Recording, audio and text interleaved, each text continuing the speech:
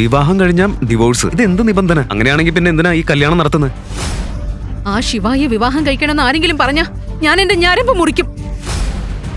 Nandini, please please stop it. ആ കത്തി താഴെ വെക്ക്. ഇല്ലമ്മ, എന്റെ ജീവിതം പൂർണ്ണമായി നശിക്കും. ആ ശിവായി അമ്മ കണ്ടിട്ടില്ലേ? ഒരു ദരിദ്രൻ, പഠിപ്പുമില്ല, ഈറിയ പഴയ വസ്ത്രങ്ങൾ വിട്ട് ഏത് ചേരിയിലേക്കാ എന്നെ കൊണ്ടുപോവാന്ന് ആർക്കറിയാം? ഇതെല്ലാം അറിഞ്ഞിട്ടും എന്നെ അവനോട് കല്യാണം കഴിപ്പിക്കാനാണോ നിങ്ങളെല്ലാം നോക്കുന്നത്? അച്ഛാ, എന്തിനാ ഇങ്ങനെ ചെയ്യുന്നത്? എന്തിനാ സ്വന്തം കൊച്ചുമോളുടെ ജീവൻ തന്നെ അപകടത്തിലാക്കുന്നത്? ഇന്ന് തന്നെ, ഈ നിമിഷം തന്നെ ഈ ബന്ധം അവസാനിപ്പിച്ചില്ലെങ്കിൽ ഞാൻ നിങ്ങൾക്കെതിരെ കേസ് ഫയൽ ചെയ്യും. അങ്ങനെയാണെങ്കിൽ ഞാനും ഒരു കേസ് ഫയൽ ചെയ്താലോ നിനക്കെതിരെ? നന്ദിനിയുടെ അച്ഛൻ മരിക്കുന്നതിന് മുൻപ് പുറത്തു വന്ന സത്യം ഓർമ്മയുണ്ടോ? അത് വീണ്ടും പുറത്തു വരാൻ നീ ആഗ്രഹിക്കുന്നില്ലെങ്കിൽ ഈ വിവാഹത്തിന് നീ സമ്മതിക്കണം. നിന്റെ മകളെയും അതിന് തയ്യാറാക്കണം. ഈ കിളവന് ബുദ്ധിയില്ലേ? 101 ആൺകുട്ടികളുടെ വിവാഹാലോചനകളാ അയാൾ നിരസിച്ചത്. ഇയാൾ അയാളുടെ കൊച്ചുമകളെ ഒരിക്കലും വിവാഹം കഴിപ്പിക്കില്ലെന്നാ തോന്നുന്നത്. എന്ത് 100, 500 പേരെയെങ്കിലും നിരസിക്കട്ടെ. ഇത് സാധാരണ വൃദ്ധനല്ല. രാജ്യത്തെ ഏറ്റവും സമ്പന്നനായ വ്യക്തി, ബജാജ് ഇൻഡസ്ട്രീസിന്റെ ഉടമ മുകേഷ് ബജാജ്. അയാളുടെ കൊച്ചുമകളുടെ വിവാഹ ദിവസം ലോകം മുഴുവൻ നോക്കി നിൽക്കുക. മാഡം, ഇത്തവണ ഞാൻ നന്ദിനിക്കായി കൊണ്ടുവന്നിരിക്കുന്ന ആലോചനകള് നിങ്ങൾക്ക് ഉറപ്പായും ഇഷ്ടപ്പെടും. മുകേഷ് ബജാജ് തന്റെ കൊച്ചുമോളിനായി വന്ന ഏറ്റവും വലിയ പേരുകളെ പോലും നിരസിച്ചതോടെ അയാൾ യഥാർത്ഥത്തിൽ എന്താണ് ആഗ്രഹിക്കുന്നതെന്ന് അറിയാൻ എല്ലാവരും ആകാംക്ഷയോടെ കാത്തിരുന്നു. അച്ഛാ, ഇതൊന്ന് നോക്ക്.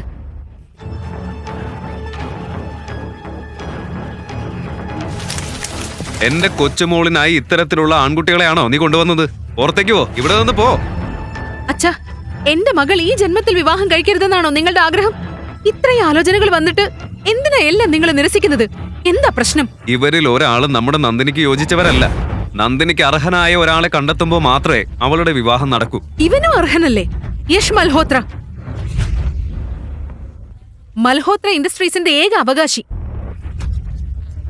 ഇതിനു മുന്നേ വന്ന ആൺകുട്ടി അടുത്ത മാസം ക്രിക്കറ്റ് ടീമിന്റെ ക്യാപ്റ്റൻ ആകാനിരുന്നവൻ. അതിനു മുൻപ് വന്നത് പ്രധാനമന്ത്രിയുടെ സഹോദരപുത്രൻ. Hi grandpa. Yes darling. Done. അങ്ങനെയെങ്കിൽ എന്താ? മുകേഷ് ബജാജിന്റെ ഏക കൊച്ചുമോളാണ് നന്ദിനി. ലോകം അത്ഭുതത്തോടെ നോക്കുന്ന തരത്തിലുള്ള ഒരാളെ തന്നെയാ ഞാൻ അവൾക്കായി കണ്ടെത്തുക. എന്റെ മകൾക്കായി നിങ്ങൾ ഏത് രാജ്യത്തിലെ ഏത് രാജകുമാരനെ അന്വേഷിക്കുന്നതെന്ന് എനിക്കറിയില്ല. നിനക്ക് ബുദ്ധിയുണ്ടോ ഇല്ലയോ? 1000 രൂപയുടെ ഷൂ ആണ് നീ നശിപ്പിച്ചത്. അങ്ങനെയല്ലേ ഏട്ടാ? സോറി ഏട്ടാ. വെളുത്ത ഷൂവിൽ ആരെങ്കിലും കറുത്ത പോളിഷ് ഇടുവോ? മനുഷ്യരല്ലേ, തെറ്റുകൾ സംഭവിക്കില്ലേ? അവൻ ചെറിയ കുട്ടിയല്ലേ. തെറ്റ് ചെയ്തിട്ട് ഇപ്പോ നീ എന്നോട് വാദിക്കാനും തുടങ്ങി അല്ലേ? വിട്ടേക്കേട്ടാ, ക്ഷമിക്കേ.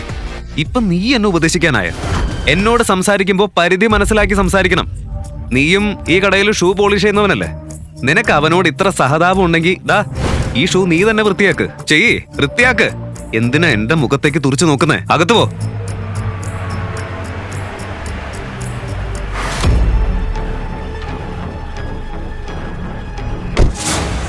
മുകേഷ് ജി, നിങ്ങളിവിടെ എന്താ വേണ്ടത്? മിസ്റ്റർ ശിവായ്, ഞാൻ മുകേഷ് ബജാജ്, നഗരത്തിലെ ഏറ്റവും വലിയ കൺസ്ട്രക്ഷൻ കമ്പനിയായ ബജാജ് കൺസ്ട്രക്ഷന്റെ ഉടമ. ശിവായ്, നിങ്ങൾ എന്റെ കൊച്ചുമോളായ നന്ദിനിയെ വിവാഹം കഴിക്കൂ പ്ലീസ്. ശരി, പക്ഷെ എന്തിനാ ഇങ്ങനെ ചെയ്യുന്നത്? പിന്നെ നിങ്ങളുടെ കൊച്ചുമോൾ എന്നെ പോലെ ഒരു ഷൂ പോളിഷ് ചെയ്യുന്നവന് എന്തിനു വിവാഹം കഴിക്കണം? ഇതെല്ലാം ഇവിടെ എല്ലാവർക്കും മുന്നിൽ പറയാൻ പറ്റില്ല. എന്നോടൊപ്പം വരൂ പ്ലീസ്. ശിവായ്, നീ യഥാർത്ഥത്തിൽ ആരാണെന്ന് എനിക്കറിയാം. നീ എന്തിനാണ് ഷൂ പോളിഷ് ചെയ്യുന്നവനെ പോലെ ജീവിക്കുന്നതെന്നും എനിക്കറിയാം. എന്ത്? പക്ഷെ ഇതൊക്കെ നിങ്ങൾക്കെങ്ങനെ അറിയാം? ബാക്കിയെല്ലാം ദാ ഇതിലുണ്ട്.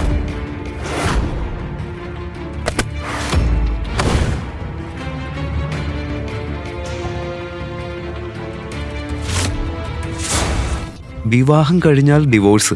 ഇതെന്ത് നിബന്ധന?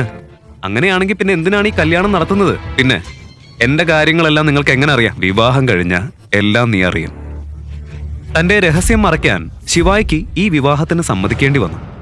മുകേഷ് ബജാജ് ഈ വിവാഹകാര്യം നന്ദിനിയുടെ അമ്മ രേഖയോട് പറഞ്ഞപ്പോൾ ബജാജ് മാൻഷൻ മുഴുവൻ കലാപമായി. കോടികളുടെ ഉടമകളായ നമ്മൾ ഒരു ഷൂ പോളിഷ് ചെയ്യുന്നവരുമായിട്ട് നിങ്ങൾ നിങ്ങളുടെ കൊച്ചുമോളുടെ വിവാഹം ഉറപ്പിച്ചോ? ഞാൻ ചെയ്യുന്നതെല്ലാം നന്നായി ആലോചിച്ചിട്ടാ. നന്ദിനിയുടെ വിവാഹം മറ്റാരോടുമല്ല, ആ ശിവായി എന്ന ഷൂ പോളിഷ് ചെയ്യുന്നവനോടെ നടക്കൂ. ഈ വിവാഹം വളരെ പ്രധാനപ്പെട്ടതാ. ഈ വിവാഹത്തിന് ശേഷം നന്ദിനിയുടെ ജീവിതം ഒരു രാത്രിയിൽ തന്നെ മാറും. മാറില്ല, നശിക്കും, എല്ലാം തകർന്നു പോകും. അച്ഛാ, നിങ്ങൾക്ക് എന്താ ഇത് മനസ്സിലാവാത്തത്? ശരി, നിങ്ങളൊന്നും ചെയ്യലെങ്കിൽ ഞാൻ എന്റെ മമ്മിയോട് സംസാരിക്കും. മമ്മി മമ്മി ഈ അച്ഛൻ പറയുന്നത് കേട്ടില്ലേ? ദയവേത് അദ്ദേഹത്തെ ഒന്ന് പറഞ്ഞു മനസ്സിലാക്കി കൊടുക്ക്. ഈ വിവാഹം നടക്കേണ്ടത് അനിവാര്യമാണ്. ഞാൻ നമ്മുടെ പൂജാരിയെ കൊണ്ട് അവരുടെ ജാതകങ്ങൾ നോക്കിച്ചു. ആ ചെക്കൻ നന്ദിനിയുടെ ജീവിതത്തിലേക്ക് വരുന്നത് യാദൃശ്ചികമല്ല. ഈ ബന്ധം ദൈവം തന്നെ തീരുമാനിച്ചതാ. മമ്മി, നിങ്ങൾ എന്താ പറയുന്നത്? ജാതകത്തിൽ എഴുതിയതെല്ലാം നമ്മൾ അംഗീകരിക്കണോ? ശരി, നിങ്ങൾ പോലും എനിക്ക് പിന്തുണ നൽകുന്നില്ലെങ്കിൽ ശരി, ഈ വിവാഹത്തിൽ നിന്ന് എന്റെ മകളെ ഞാൻ ഒറ്റയ്ക്ക് രക്ഷിക്കും. ആ ശിവായിയെ വിവാഹം കഴിക്കണമെന്ന് ആരെങ്കിലും പറഞ്ഞാ ഞാൻ എന്റെ ഞരമ്പ് മുറിക്കും. Nandini, Nandini, please please stop it. ആ കത്തി താഴെ വെക്ക്. ഇല്ലമ്മ, എന്റെ ജീവിതം പൂർണ്ണമായി നശിക്കും. ആ ശിവായി അമ്മ കണ്ടിട്ടില്ലേ? ഒരു ദരിദ്ര, പഠിപ്പുമില്ല, കീറിയ പഴയ വസ്ത്രങ്ങൾ വിട്ട് ഏത് ചേരിയിലേക്ക് എന്നെ കൊണ്ടുപോവാന്ന് ആർക്കറിയാം? ഇതെല്ലാം അറിഞ്ഞിട്ട് എന്നെ അവരെ കല്യാണം കഴിപ്പിക്കാനാണോ നിങ്ങളെല്ലാം നോക്കുന്നത്? ഇല്ല ഇല്ല നന്ദിനി, നീ എവിടെയും പോകണ്ട. വിവാഹത്തിന് ശേഷം ശിവായി നമ്മളോടൊപ്പം ഇവിടെ താമസിക്കും. നിന്റെ ആഡംബരങ്ങളൊന്നും വിട്ടു നൽകേണ്ടതില്ല. ഇല്ല, എങ്കിലും ഞാൻ അവരെ വിവാഹം കഴിക്കില്ല. മുത്തച്ഛൻ എന്നെ നിർബന്ധിച്ചാൽ ഞാൻ എന്റെ ജീവൻ തന്നെ അവസാനിപ്പിക്കും. Stop it, stop it. ഒരു മിനിറ്റ്, ഞാൻ പറഞ്ഞു മനസ്സിലാക്കാം. അച്ഛാ, എന്തിനാ ഇങ്ങനെ ചെയ്യുന്നത്? എന്തിനാ സ്വന്തം കൊച്ചുമോളുടെ ജീവൻ തന്നെ അപകടത്തിലാക്കുന്നത്? ഇന്ന് തന്നെ, ഈ നിമിഷം തന്നെ ഈ ബന്ധം അവസാനിപ്പിച്ചില്ലെങ്കിൽ ഞാൻ നിങ്ങൾക്കെതിരെ കേസ് ഫയൽ ചെയ്യും. അങ്ങനെയാണെങ്കിൽ ഞാനും ഒരു കേസ് ഫയൽ ചെയ്താലോ? നിനക്കെതിരെ? നന്ദിനിയുടെ അച്ഛൻ മരിക്കുന്നതിന് മുൻപ് പുറത്തു വന്ന സത്യം ഓർമ്മയുണ്ടോ? അത് വീണ്ടും പുറത്തു വരാൻ നീ ആഗ്രഹിക്കുന്നില്ലെങ്കിൽ ഈ വിവാഹത്തിന് നീ സമ്മതിക്കണം. നിന്റെ മകളെയും അതിന് തയ്യാറാക്കണം. മുകേഷ് ബജാജ് പറഞ്ഞ ഈ ഒരൊറ്റ മുന്നറിയിപ്പ് രേഖയെ പൂർണ്ണമായും മൗനത്തിലാക്കി. അവൾ നന്ദിനിയെയും കൂട്ടി അവിടെ നിന്ന് പോയി. എന്താ ഇവിടെ നടക്കുന്നത്? സമയാവുമ്പോ രേഖയോട് എല്ലാം ഞാൻ പറയും. ആദ്യം ഈ വിവാഹം നടക്കട്ടെ. ഇനി ഈ വിവാഹം തടയാൻ ആർക്കും കഴിയില്ല. വിവാഹത്തിന്റെ യഥാർത്ഥ സത്യം അറിയാതെ രേഖയും നന്ദിനിയും സമ്മതം മൂളി. വിവാഹ ദിനം അടുത്തു വന്നു. പക്ഷേ അതുവരെ നന്ദിനി ഒരിക്കൽ പോലും ശിവായിയെ നേരിൽ കണ്ടിരുന്നില്ല.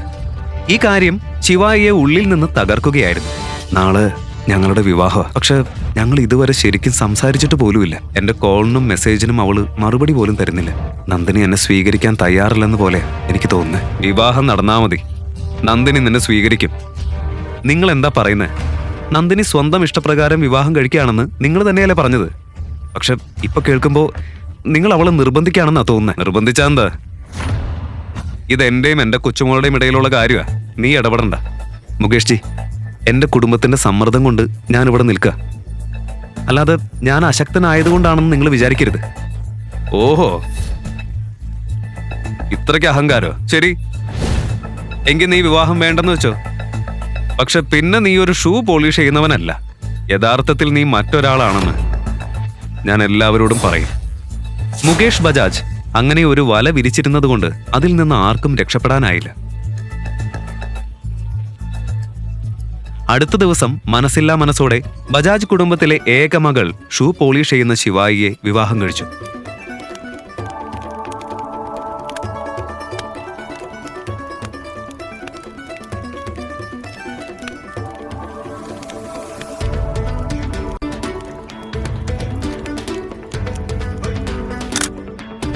ഇപ്പോഴെങ്കിലും പറയ്, എന്തിനാ ഞങ്ങൾ ഇരുവരെയും ഈ ബന്ധത്തിൽ നിങ്ങൾ പെടുത്തിയത്? എന്റെ ജീവിതം നശിപ്പിച്ച് നിങ്ങൾക്ക് എന്താ ലഭിച്ചത്? മോളെ, ഞാൻ ഈ വിവാഹം നടത്തിയത് കാരണം